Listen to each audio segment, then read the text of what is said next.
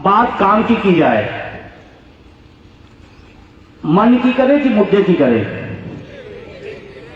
मन की बात करें या मुद्दे की बात करें? हम तो भाई मुद्दे की बात करें, मन की बात करने के लिए कोई परमानेंट हो गए हैं। समझ गए क्या? अच्छा, समझता ज्यादा हमने नाम भी नहीं लिया, समझ गए। अच्छा, किससे काम चलेगा, मन की बात से कि मुद्दे की बात से? किससे चलेगा? अब आप यही समझ लीजिए कि कौन सी बात सुननी है और कौन सी नहीं सुननी है। अच्छा, मुझे कहते हुए दुख हो रहा है, माननीय प्रधानमंत्री जी तमाम मुद्दों पर मन की बात में लाते रहे हैं, ऐसे ऐसे मुद्दे लाते रहे, ठीक है, लाए, स्वागत है, लेकिन इस देश में लाखों करोड़ों कर्मचारी हैं, उसके भी मुद्दे की बात को कभी मन की बात में ला दीजिए, उसकी भी तो होनी चाहिए। अरे हम कोई बाहर से तो हैं, हम भी इसी देश के हैं, और देश को बनाने में, विकास में, तमाम सारी चीजों में हमारा भी योगदान रहता है। एक दिन मन की बात में पेंशन की बात माननीय प्रधानमंत्री जी करिए।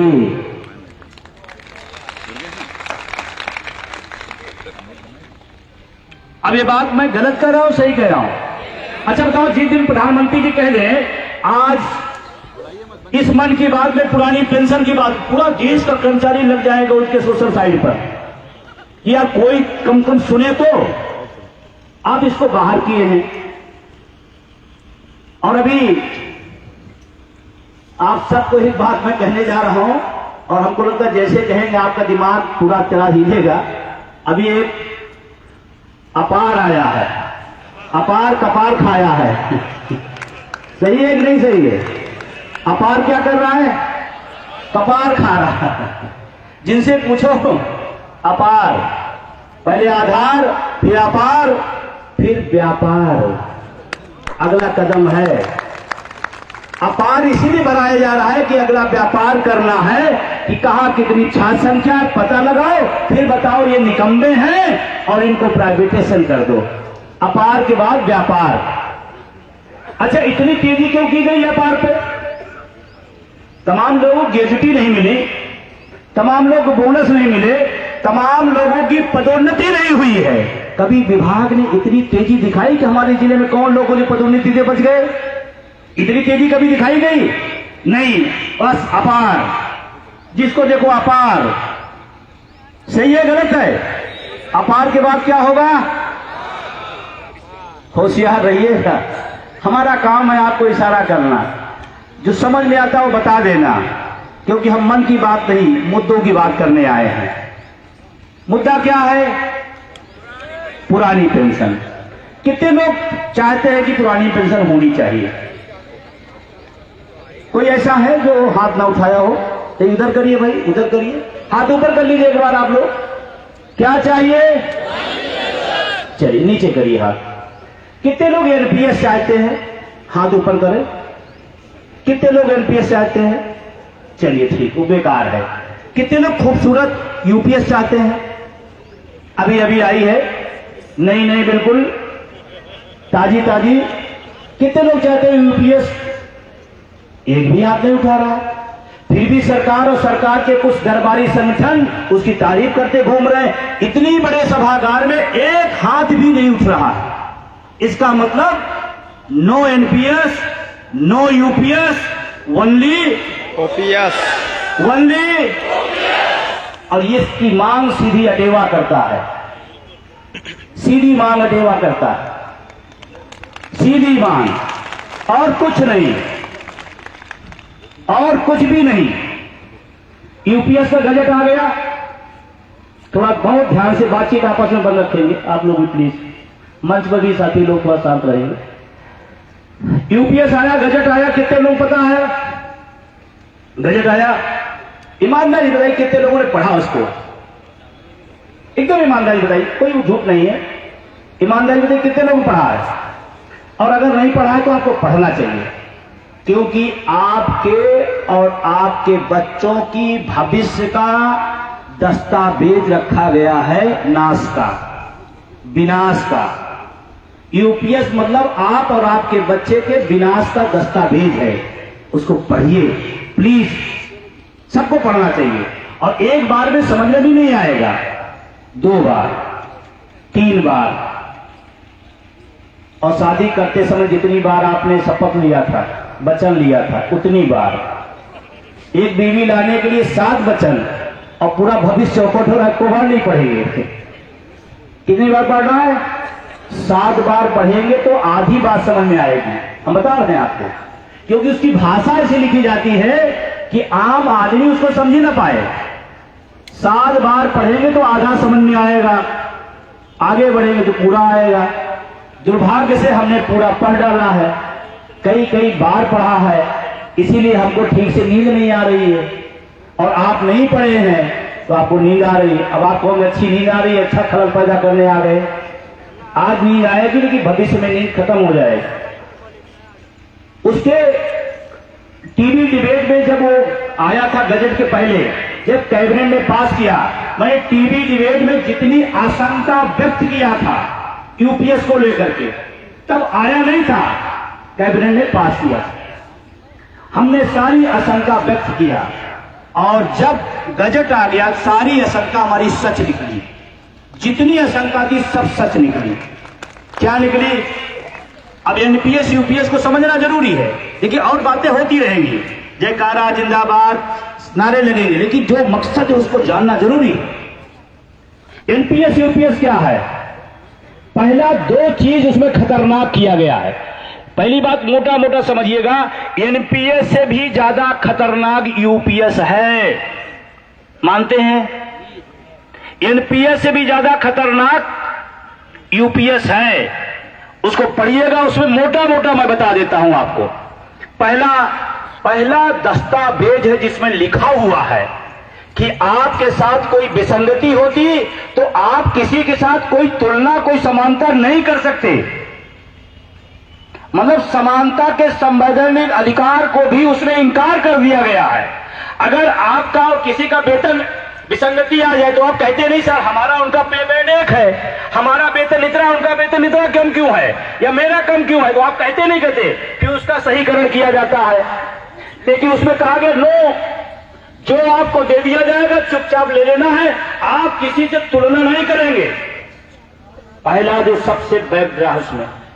दूसरा, आप एक बार जब उसमें दाखिल हो जाएंगे, एक बार उसमें चले जाएंगे तो सरकार 11वें नंबर पर लिखा है कि आप भविष्य में दूसरी कोई मांग नहीं करेंगे।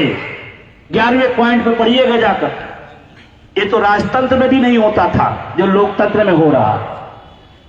आप मांग भी नहीं कर सकते।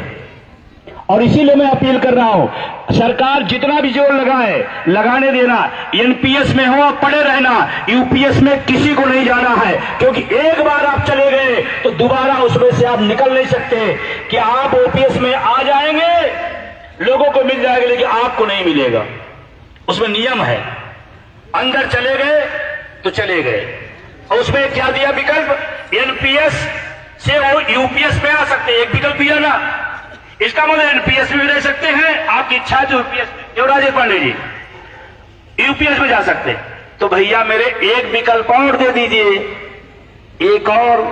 एनपीएस से यूपीएस ठीक है, यूपीएस से ओपीएस एक विकल्प और दे दीजिए, सारी लड़ाई खत्म, सारी फसादी खत्म।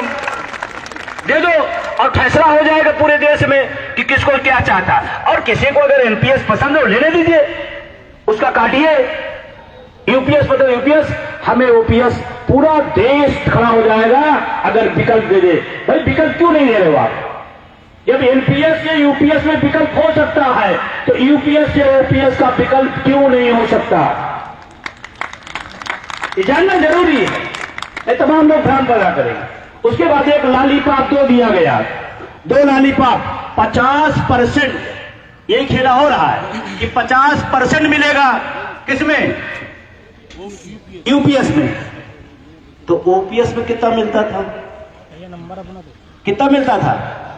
उसमें भी 50 ही मिलता था। तो जब यूपीएस में 50 दे सकते हैं तो ओपीएस में 50 दे दीजिए। यही तो हम कह रहे हैं, और क्या कह रहे हैं, और क्या मांग रहे हैं? जब दोनों को आपने 50-50 कर दिया, कह दिया बहुत अच्छा है, तो फिर ओपीएस भी तो 50 ही था। इसका मतलब उसमें कहीं ना कहीं कंडीशन है। कहीं न कहीं झोल है या नहीं है भाई? अगर दोनों 50-50 का है, आप कह रहे हो कि हमने लाया 50% आपकी मांग हमने पूरा कर दिया, तो फिर ओपीएस में 50% है, आप हमें वही दे दीजिए। तमाम टीवी डिबेट हमसे पूछा गया, हमने कहा मुझे नई नहीं चाहिए, ज्यादा नहीं चाहिए, लाखों वाली नहीं चाहिए, हमको वही पुरानी वाली, कम वाली, बेकार वाली ओपीएस चाहिए। एक ही मिशन, वही वाली, कम वाली, बेकार वाली, पुरानी वाली, वही चाहिए। आपको भी चाहिए क्या? आपको भी चाहिए क्या? चाहिए।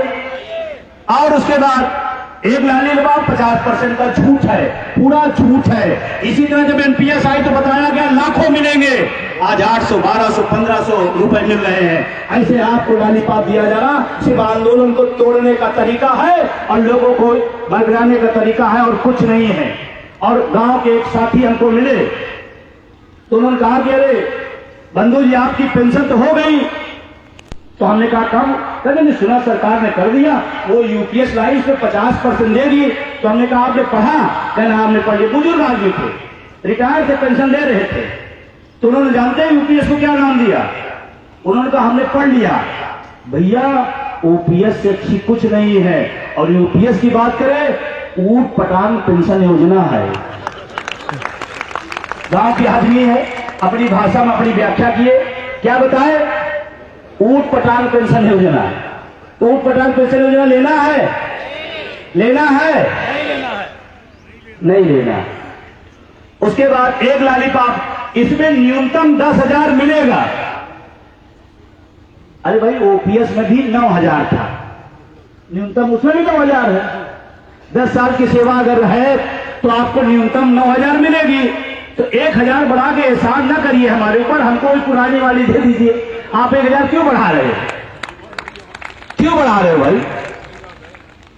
दूसरा असली खेल आपको बताऊं, यहां कोई मैथ का टीचर है क्या? मैथ का कई है सर।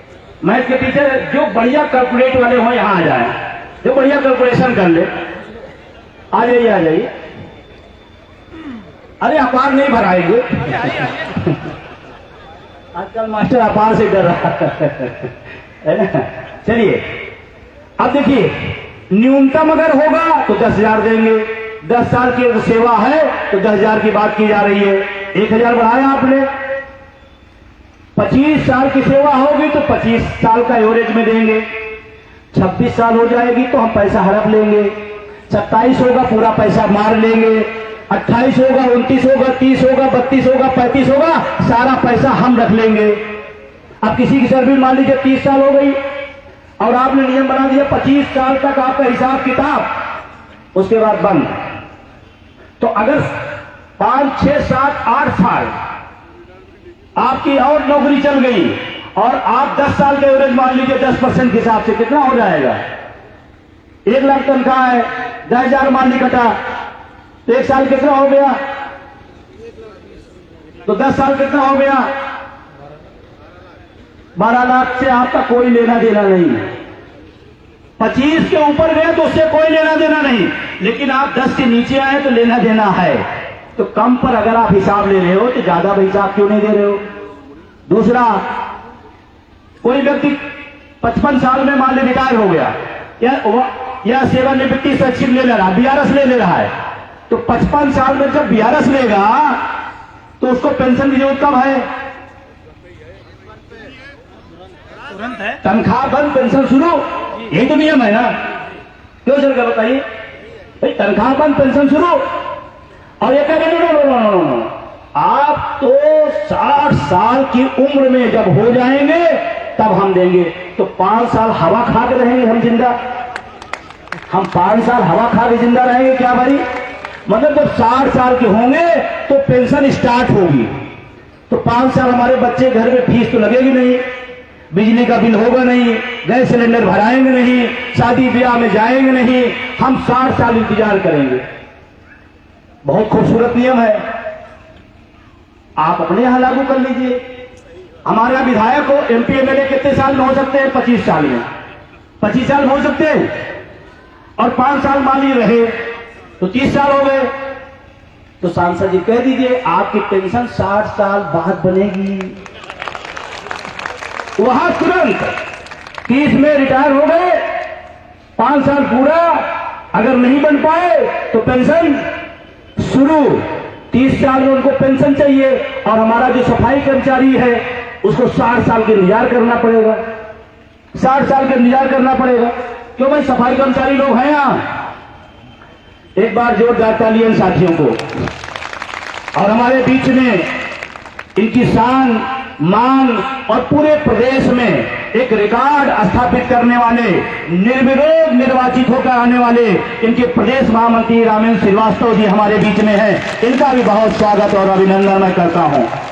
बहुत ऐतिहासिक निर्णय आप सबने दिया।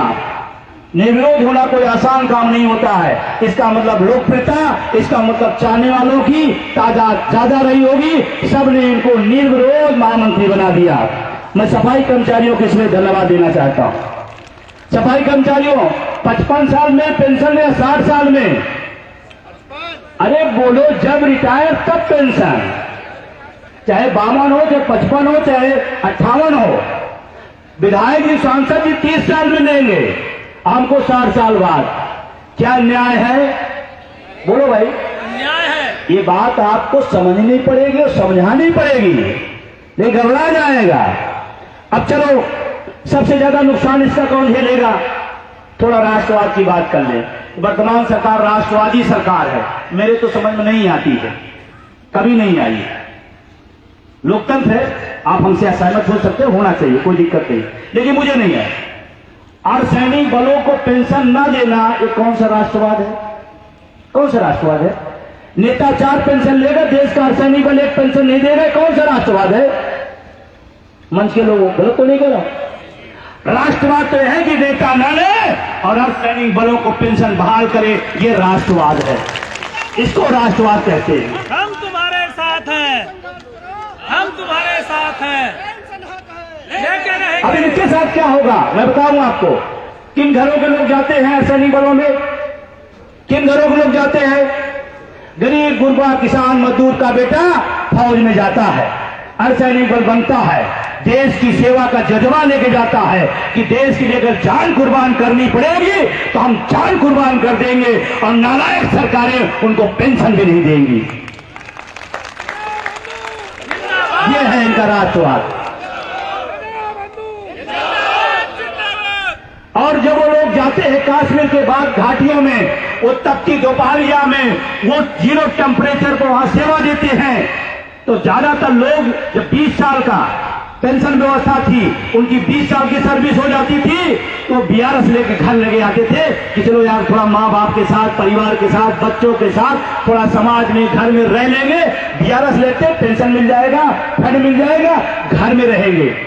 आज इस सरकार राष्ट्रवादी उनके इस हक को बीमार दिया। अगर वो बीआरएस लेके आएगा तो इंतजार करेगा 60 साल होने का। ये राष्ट्रवाद है क्या? ये कौन सा राष्ट्रवाद है? और सबसे ज्यादा बीआरएस अर्धसैनिक बल लेता था, क्योंकि बहुत पीड़ा में रहता था, बहुत तकलीफ में सेवा करता है।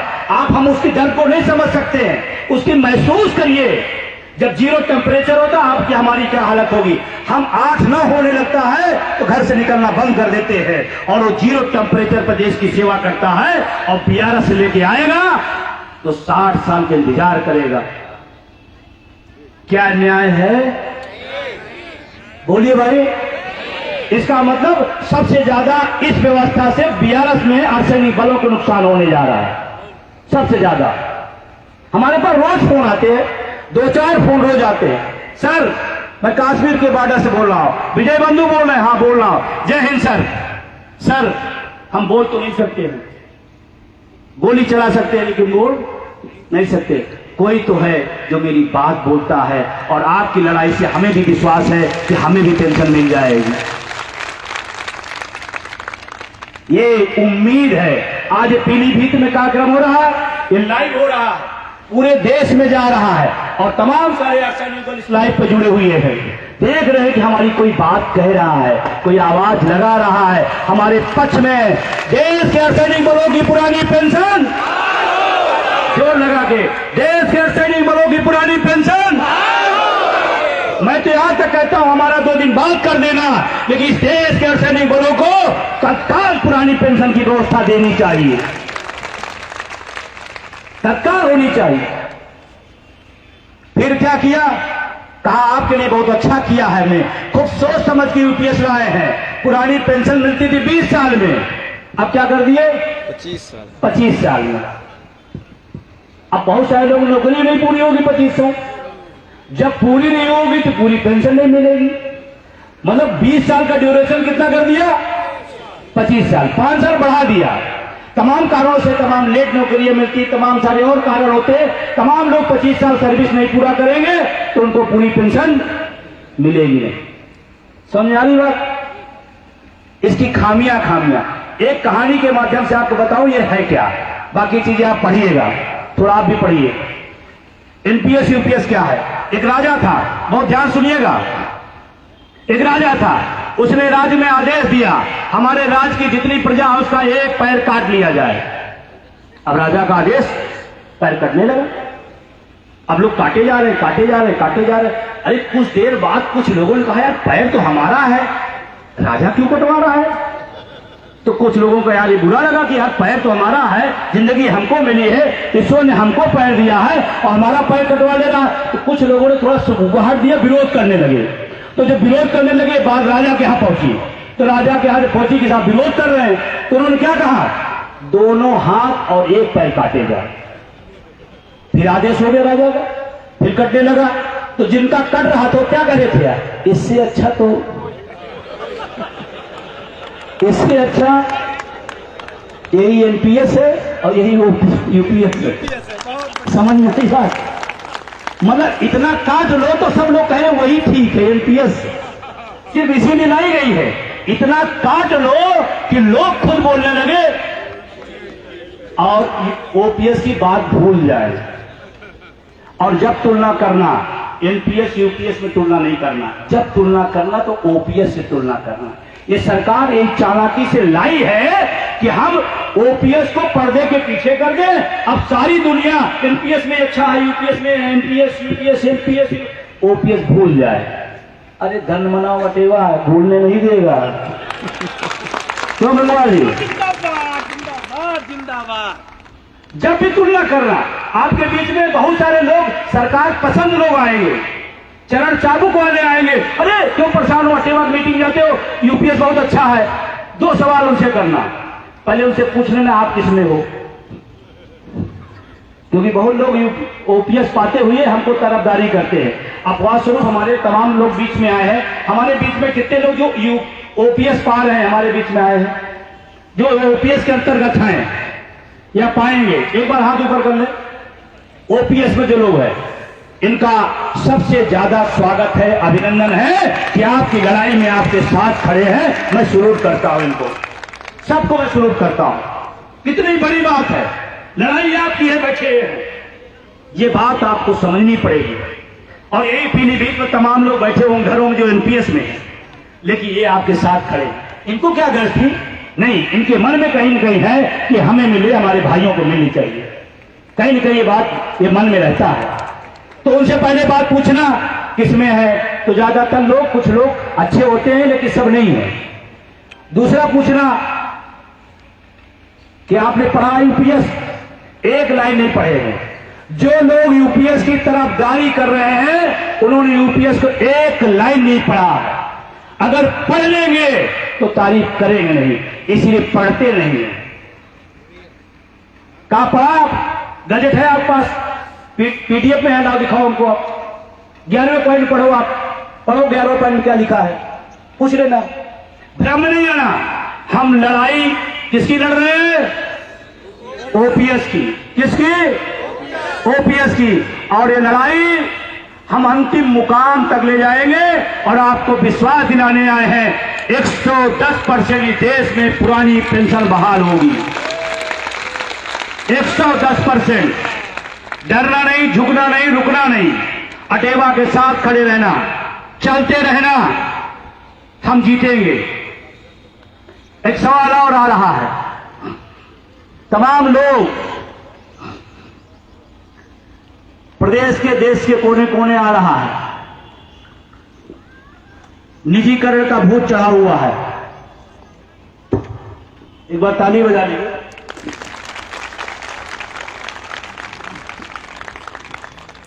नारा लगवा दो, तब तक नारा लगवाइए।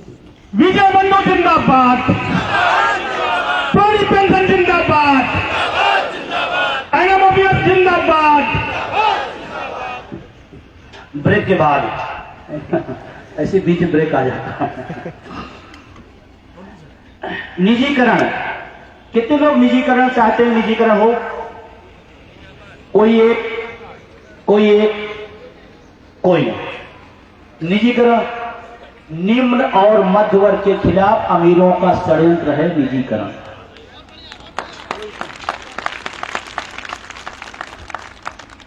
आपको समझ में आए या न आए, आप नौकरी पा गए ना पढ़ लिख करके, आपके बच्चे पाएंगे क्या जो जगती चल रही है? नहीं पाएंगे। पाएंगे। और पाएंगे कौन सी वाली? मैडम बताइए, मैडम कौन सी? संविदा आउटसोर्सिंग। आप अपने बच्चे को 5,000 रुपए फीस दे रहे हैं, कक्षा 4 और 5 में 5,000 फीस दे के पढ़ा करके आपकी बच्चा नौकरी करेगा 5,000 पर, और फिर आप उससे उम्मीद करना कि मेरा लाल, मेरा पीला, मेरा नीला मेरा साथ देगा, समर कुमार बनेगा। क्या आप 5,000 में उम्मीद करेंगे? यहां तमाम लोग लाख के आसपास हैं। आप, हम अपने माँ बाप का कितना ध्यान दे पा रहे हैं? लाखों के आसपास लोग तनख्वाह पा रहे हैं, हम अपने माँ बाप को कितना दे पा रहे हैं? ईमानदारी से देखिएगा। वो भी तो उम्मीद पाले थे, हम भी तो उनके लाल बाल पीले नीले थे, है ना? हम नहीं कर पा रहे हैं, लेकिन आउटसोर्सिंग संविदा में 5,000 की नौकरी हमारा समर कुमार होगा। ये लड़ाई आपके बच्चों की है। निजीकरण का विरोध करिए, जम के करिए। निजीकरण मुर्दाबाद, मुर्दाबाद मुर्दाबाद निजीकरण मुर्दाबाद, मुर्दाबाद मुर्दाबाद। क्योंकि निजीकरण हो जाए तो आपके बच्चे का भविष्य खराब होगा। और कहा जाता है जब बच्चे पे आती है तो पिता और मां उसके लड़ जाते हैं। आपको लड़ना पड़ेगा अपने बच्चों के भविष्य के लिए। और जिनको लगता है नहीं नहीं नहीं ऐसे नहीं सब चल जाएगा, तो मैं यही एक उदाहरण देता हूं। आप लोग अपनी नौकरियों को थोड़ी देर के लिए हटाइए, हटा दीजिए थोड़ी देर के लिए, कि नौकरी हमारी लाइफ में नहीं है। बच्चे की फीस भरिए, भर पाएंगे? गाड़ी का स्टेटमेंट दे पाएंगे? किस्त दे पाएंगे? मकान जो बनाए तो किस्त दे पाएंगे? जो आपका सामाजिक, आर्थिक, राजनीतिक थोड़ा सा उद्भव हुआ है वो हो पाएगा? आप अपनी नौकरियों को थोड़ी देर हटा के देखिए, फिर नौकरी की अहमियत पता चलेगी। और जब आपकी लाइफ में है तो आपके बच्चे में ज्यादा जरूरत है, ज्यादा जरूरत है। क्यों मैं बताऊं? हम आपके पिताजी 5 भाई, 20 बीघा खेत, क्यों चल रहा है? कितना? 5 भाई 20 बीघा खेत। एक भाई कितना मिला? आपके 4 बेटे, उनको कितना मिलेगा? अगर नौकरी जीवन से हटा दीजिए तो आप अपनी पीढ़ियों से भी नीचे चले जाएंगे। सच बता रहा हूं, आपको सुनते अच्छा नहीं लग रहा होगा, लेकिन मैं बता रहा हूं, आप अपनी नौकरी हटाए, अपने माँ बाप के, अपने पूर्वजों से आप पीछे चले जाएंगे। ये नौकरी है जो हमारी अहमियत बनाए रखी हुई है, हमारा भविष्य बनाए हुए है। इसलिए अपनी नौकरी के लिए, अपने बच्चों की नौकरी के लिए इस निजीकरण का विरोध करना। निजीकरण का भूत अगर सवार है तो मैं सरकार से मांग करता हूं, पूरे देश में तमाम क्षेत्रों में रेल लाइनें नहीं बिछी हैं, अडानी जी को दे दीजिए, रेल बिछाए, पटरी बिछाए, गिट्टी बिछाए, वो सिग्नल लगाए और कर्मचारी लाए, जितना माल कमाना उतना कमाए। लेकिन लेंगे कौन सा? पीलीभीत का स्टेशन, बरेली का स्टेशन, शाहजहांपुर का स्टेशन, जो बना बनाया हमारे टैक्स पैसे से, उनको दे दीजिए, वो कमाएंगे और टैक्स का पैसा हमारा लगाएंगे। आपको शौक है, तमाम एरिया में नहीं, वहां लगा दीजिए, कमाइए। कौन मना कर रहा है? गलत तो नहीं कर रहा हूं, लेकिन वहां नहीं जाएंगे। इसीलिए कम से कम शिक्षा, चिकित्सा और ट्रांसपोर्ट 100% सरकार के हाथ में होना चाहिए। और नहीं तो कहूं, बताऊं उदाहरण ताजा, अभी हमारे शहर में पूरी दुनिया का एक बड़ा शहर बसा है इलाहाबाद में, कुंभ मेला। बंबई से किराया प्रयागराज का 8,000 सामान्य तौर पर। कितना? 8,000। किराया कितना लिया गया? 56,000। यही है निजीकरण। मतलब जब धार्मिक प्रयोजन में हम जा रहे हैं तब भी हम निजीकरण के शिकार हो रहे हैं। हम जा रहे हैं पुण्य कमाने और वो पाप चढ़ा रहा है।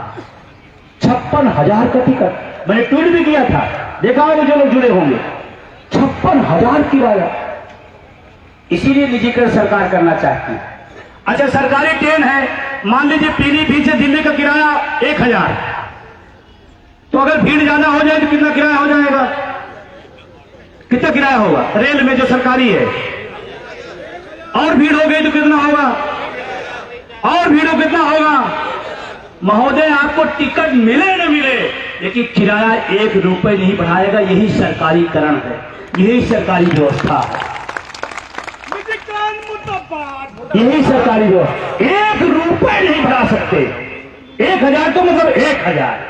ये नहीं कि पब्लिक बढ़ गई तो लाभ कमा ले। सरकार का काम होता वेलफेयर, वेलफेयर स्टेट, नो की बिजनेस स्टेट। और ये सरकार वेलफेयर को बिजनेस स्टेट बना रही है, हर चीज में कमाना। माघ मेले में ही 500 रुपए सरकारी बोर्ड का, 2,000 प्राइवेट का। अगर सरकार के पास कुव्वत है तो और बोर्ड कर दे, 500 लीजिए, कोई बात नहीं, हम नहीं करते, लेकिन आप लीजिए। और गांव में या गांव कोई लोग आए हैं गांव के बुजुर्ग हों, आप दादा आ जाइए, दादा आ जाइए, आप दादी आप आ जाइए। ये देखिए, अब तमाम लोग सोच रहे हैं इनके कोई आदमी पहले से सेट रहे होंगे। हम इनको भाई जानते भी नहीं है, और इनका न नाम जानते हैं, कहाँ के रहने वाले हैं, मैं नहीं जानता हूं। मैंने तो अकस्मात देखा, इनका उत्साह देखा, इसलिए इनको बुला लिया। ये न समझिए कि हमारे आदमी हैं और जमूरा अपना खेल दिखा रहा, कहना बता दो। आपको समझाना चाहता हूं, ईमानदारी समझाना चाहता हूं। और हम नहीं करे न हमारी इनकी कोई बातचीत हुई है, हम इन्हीं पूछेंगे और यही बताएंगे सच क्या है। गांव में अगर कोई लड़का अपने माँ बाप की पुश्तैनी जमीन बेच दे, उसको गांव भाषा में क्या कहें? उसे तो बेकार माना जाता है गाँव में। नकारा बोलते हैं। नकारा, नालायक। कि चलो यार नहीं बना पाया तो कम से कम बेचे ना, बाप दादा की पुश्तैनी जमीन बेच। गांव में अगर कोई पुश्तैनी जमीन बेचता है उसको बोलते हैं नकारा, नालायक। यही काम अगर सरकार करे तो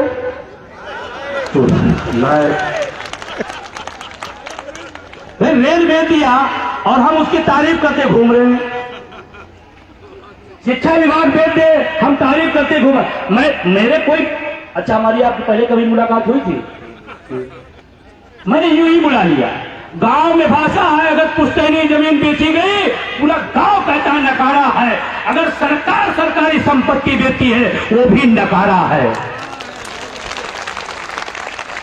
और उसको क्या बताया जा रहा? उपलब्धि। उपलब्धि देखो, लखनऊ एयरपोर्ट हमने दे दिया, बहुत सुंदर हो गया। 50 रुपए का गाड़ी खड़ी करने का 500 हो गया। काहे का सुंदर भाई? आप पेंशन में हैं? पेंशन चाहिए? एनपीएस में है? एनपीएस में है। और वो कहाँ गए हमारे राज कर्मचारी परिषद वाले हो? आप पेंशन में हैं? आ जाइए, मौके पे आ गए तो आ जाइए। अभी और थोड़ा सा उत्तर क्लियर कर दूं। देखो, विजय बंधु इसीलिए जाना जाता, पूरा देश इसीलिए सुनना चाहता। सच बात समझिए, ये एनपीएस में है, ये ओपीएस में है। दोनों लोग ध्यान से देखिए, फर्क कुछ आ रहा है नहीं आ रहा? फर्क समझिए। इधर सेविंग वोगिंग बिल्कुल, और चश्मा लग गया, एनपीएस से टेंशन है। इधर देखिए, पेंशन है ही नहीं है, पेंशन है, पेंशन है।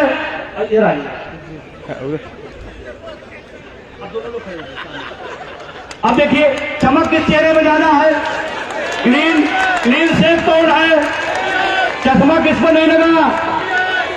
इधर देख, कोई डायलॉग है ना, तेरा क्या होगा कालिया?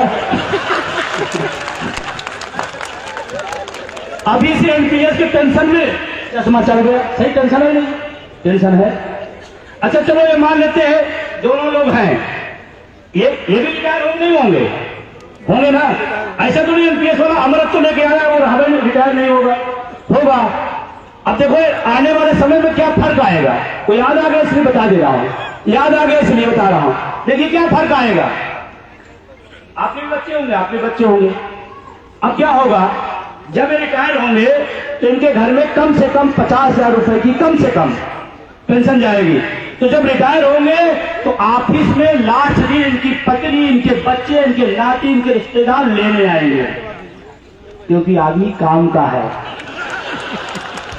क्योंकि आदमी, समझिए बात को, काम का है और दाम लेके आ रहा है।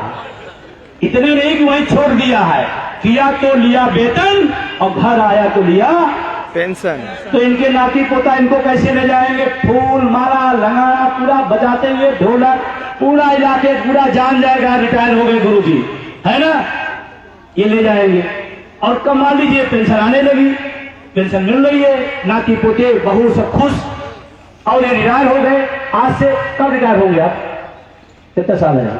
हाँ 10-12 साल बाद की बात मैं कर रहा हूं। ये रिटायर हो गए और रिटायर हो गए, बूढ़े होंगे, 10-12 साल में और बूढ़े होंगे। इनको खांसी आएगी, रात में इनको खांसी अगर आएगी और ये खांसे रात में ठंडी के समय 2 बजे और खांसी अगर सुनाई पड़ गई तो बहू कहेगी, अजी सुनते हो बाबूजी को खांसी आ रही, दवा दे दो, सिरप दे दो। वो कहेंगे ना सोने दो, अरे सोने 2 बजे, अरे नहीं उठो बुढ़ा काम का है।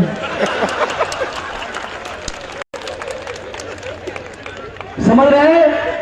उठ करके जाएंगे, इनको पूछेंगे हाल चाल, उसके बाद इनकी तबीयत अगर गड़बड़ होगी तो पीलीभीत के सबसे अच्छे अस्पताल जाएंगे, यहां भी नहीं काम आएगा, एम्स ले जाएंगे, एम्स में दिखाएंगे और बहू डॉक्टर के सामने कहेगी, साहब इनको बचा लीजिए, जितना पैसा लगेगा हम लगा देंगे, जीपीएफ आखिर किस दिन काम आएगा हम दे देंगे, लेकिन ये बचने चाहिए।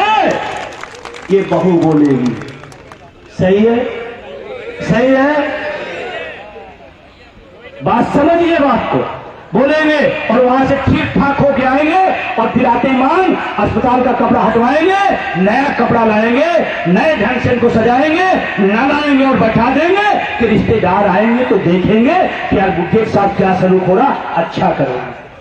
करेंगे नहीं करेंगे?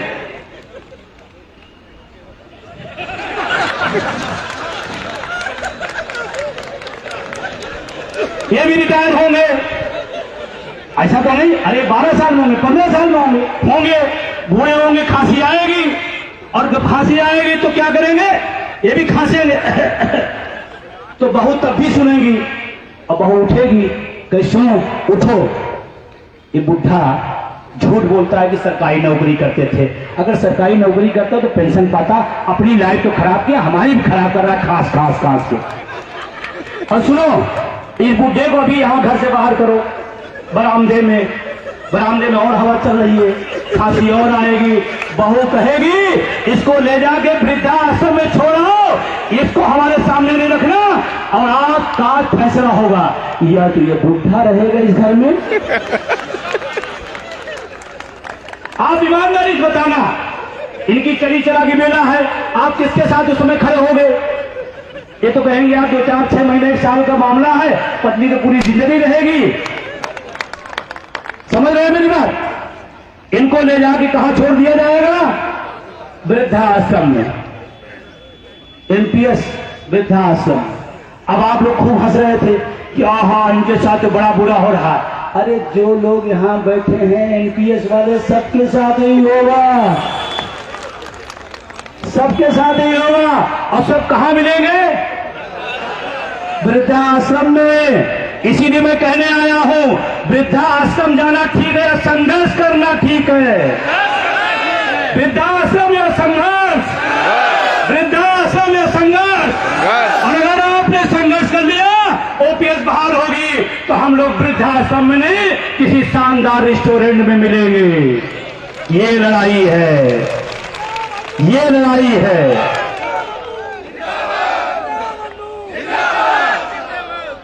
बहुत बहुत आप सबका धन्यवाद, शुक्रिया। बुरा तो नहीं मानिए। हाँ, नहीं, अब पीलीभीत वाले तो अच्छे आदमी हैं, हमारे इलाहाबाद में ऐसे बता देते तो कहते से निकलो बाहर। तो ऐसा तो नहीं करेंगे ना, मतलब उदाहरण के लिए रखा था। समझ गए सब बात, समझ गए। चलिए अब लास्ट बात, क्योंकि टाइम हो रहा है और निकलना भी है। लास्ट बात, सोशल मीडिया की बात अभी रजत ने बहुत अच्छे तरीके बताया। आप सोशल मीडिया का इस्तेमाल करिए, आपकी मेन मीडिया आपके काम नहीं आएगी। अगर आती तो आज यहां भी सारे पीलीभीत के प्रेस रिपोर्टर यही होते, क्योंकि इतनी बड़ी जनसभा कहीं नहीं है। मैं सबकी बात नहीं कर रहा हूं, बहुत हिंदुस्तान वाले भी आए थे, दैनिक जागरण वाले भी आए थे, लेकिन जिस तरह नेताओं के चैनलों पर चैनल लगाए रहते हैं, या नहीं आए। मैं आप कहता हूं, आप किसी को दोष देने के बजाय आपके हाथ में मोबाइल है, वो आपका मीडिया है, उसको आप चलाइए। आप तमाम सारा काम जो शिकायत है अपने से कर सकते हैं, करेंगे, कर सकते हैं। सोशल मीडिया का इस्तेमाल करेंगे, आप हमारे नाम को सर्च करेंगे। मैं इसलिए कह रहा हूं कि हो सकता है आज मैं आपके बीच में हूं, कल न रहूं, कहीं और रहूं, परसों कहीं और रहूं, ठीक है। तो आप रोज से हमारी आपकी मुलाकात नहीं हो सकती, तो आप सोशल मीडिया में रहेंगे तो जैसे अभी आपको पीलीभीत पूरा देश देख रहा है, पूरा देश देख रहा है, ऐसे आप सोशल मीडिया में रहेंगे तो आप पूरे देश को देख सकते हैं। इसलिए आपको सोशल मीडिया का इस्तेमाल करना है। अटेवा ही क्यों, पेंशन की लड़ाई विभागों की लड़ाई है क्या? विभागों की लड़ाई है क्या? अगर कोई आपको विभाग में बांटने आए कि प्राथमिक, माध्यमिक, सिंचाई, पीडब्ल्यूडी, फार्मासिस्ट, सफाई, अगर विभागों में बांट रहा है, इसका मतलब पुरानी पेंशन का नंबर 1 दुश्मन है। क्यों विभाग की लड़ाई नहीं है, सबको मिलकर लड़ना है, सबको एक साथ आना है। और अटेवा और गुलदस्ता है जो हिंदुस्तान के सारे कर्मचारियों को एक जगह बैठा दिया है। यहाँ हमारे फार्मासिस्ट बैठे हैं, सफाई कर्मचारी बैठे हैं, डिग्री कॉलेज के लोग बैठे हैं, माध्यमिक के लोग बैठे हैं, पीडब्ल्यू, सिंचाई, सारे लोग बैठे हैं, रेल के लोग बैठे हैं। कैसे? जैसे देश की आजादी की लड़ाई थी, सबने क्या कहा? हम बंगाल के हैं, हमको बंगाल की आजादी चाहिए। भगत सिंह ने कहा पंजाब की आजादी चाहिए। उन्होंने कहा हम देश भारत के हैं, हमें देश की आजादी। जब देश की आजादी आएगी, उसी में पंजाब, उसी में हरियाणा, उसी में उत्तर प्रदेश, उसी में बिहार होगा। इसी तरह ओपीएस की लड़ाई है दोस्तों, विभागों और गुटों में बटिएगा नहीं। तमाम लोग समझाएंगे कि विभाग में बढ़ जाओ। विभाग लड़के जीत पाएगा क्या? एक विभाग अगर लड़के जीत जाता तो फिर कोई जीत लेता। क्यों भाई मंडल मंत्री जी, अगर विभाग लड़ता तो कोई विभाग जीत जाता। ये विभाग की लड़ाई नहीं है, इसलिए बांटना नहीं है। और आगे आप सब चाह रहे हो कि आगामी कार्यक्रम क्या दिया जाए, आपको एक काम भी दे रहा हूं, आप ब्लॉकों को मजबूत करिए। कोई कार्यालय, कोई स्कूल, कोई कैंपस ना बचा हो जहां अटेवा के साथी ना हो। इस बात का पूरा ध्यान रखना पड़ेगा। अगर आपको लड़ाई आगे जीतना है, अगर लड़ाई जीतना है, हर कैंपस में अटेवा के लोग हो, हर लोगों से। और मैं तमाम संगठनों से भी निवेदन करना चाहता हूं, हम संगठन बाद में कर लेंगे, पहले ओपीएस बहाल करा लें, कर लेंगे, कोई दिक्कत नहीं, लेकिन पहले ओपीएस बहाल होगा। और जब ओपीएस बहाल होगी तो सभी विभाग की होगी। हमने हिमाचल में कराया तो कई विभाग पर कराया, राजस्थान में कराया तो, झारखंड में कराया तो, रायपुर में, छत्तीसगढ़ में कराया तो, सबका हुआ है। और जब उत्तर प्रदेश में भी होगा तो सबका होगा। आप चाहते हैं कि उत्तर प्रदेश में बहाल हो जाए? चाहते हैं?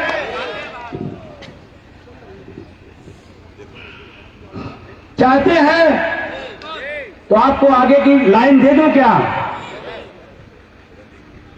यूपीएस के खिलाफ एक हुंकार हम सब दिल्ली भरने जा रहे हैं। क्या तैयार हैं आप? तैयार है? तैयार है? यूपीएस के खिलाफ हम चल रहे दिल्ली की ओर। हो सकता है यहां से जाने के बाद या कल आपको डेट मिल जाए।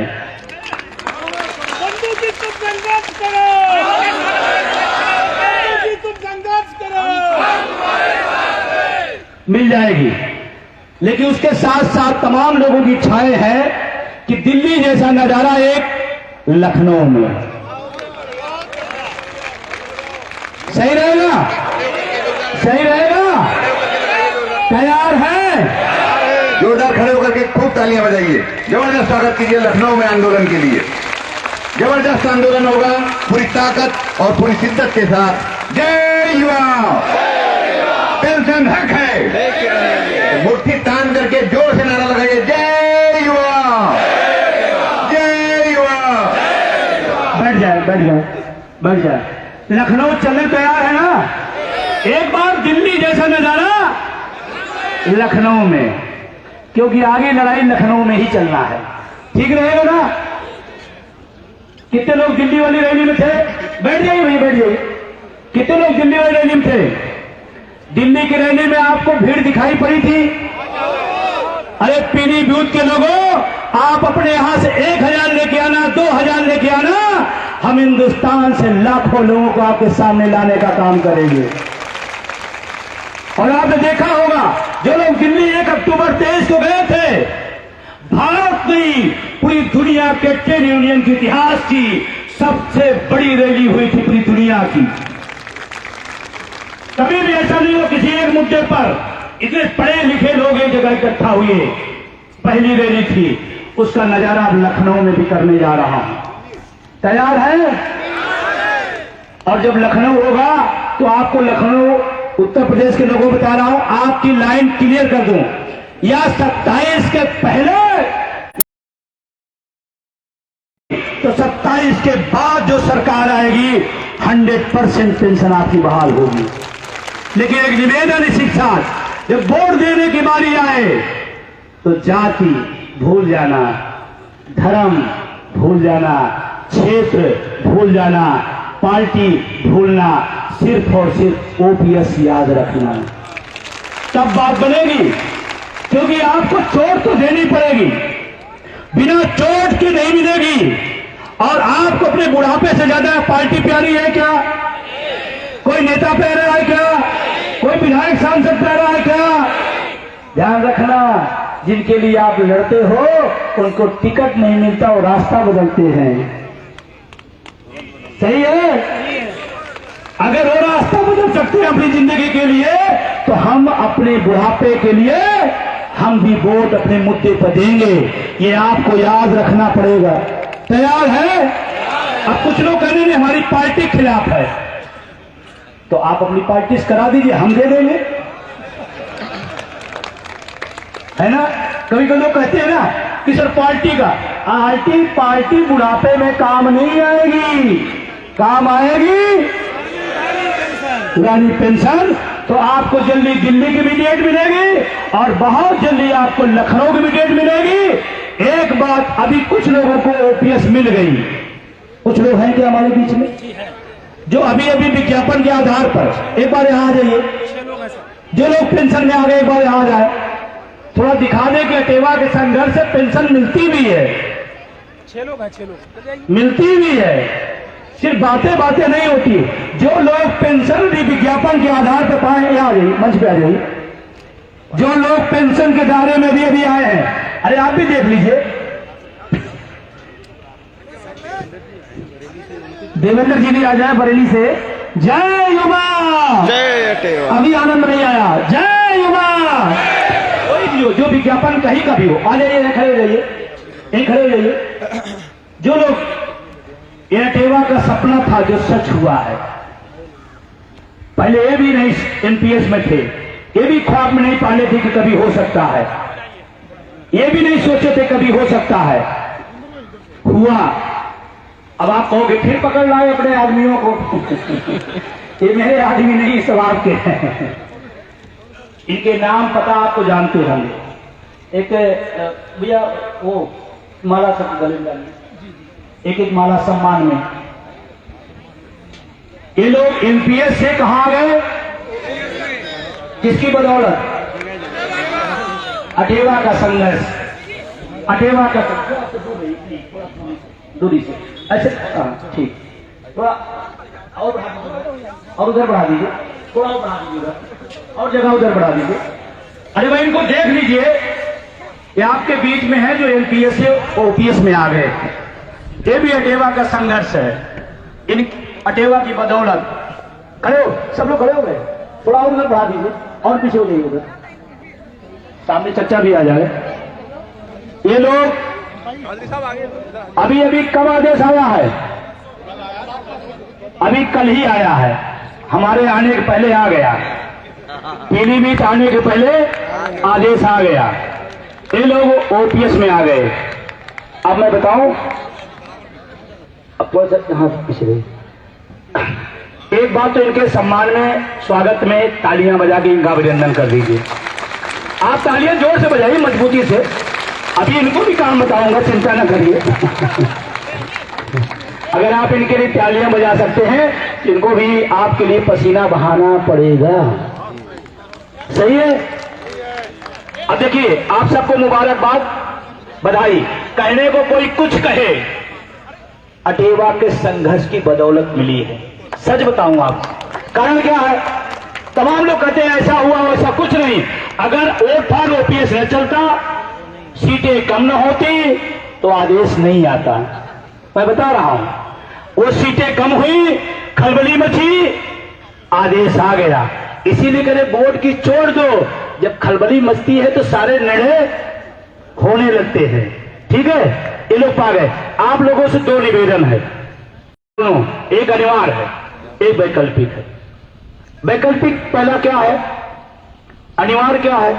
अनिवार्य है कि आप लोग पेंशन में आ गए, अपनी तरफ से, पूरी टीम तरफ से आपको बधाई देते हैं, लेकिन आपकी जिम्मेदारी अब बढ़ गई है। आपको इनसे ज्यादा मेहनत करनी है सबके लिए। सही है गलत? आपको अब दुगनी ताकत से अटेवा को मजबूत करना है।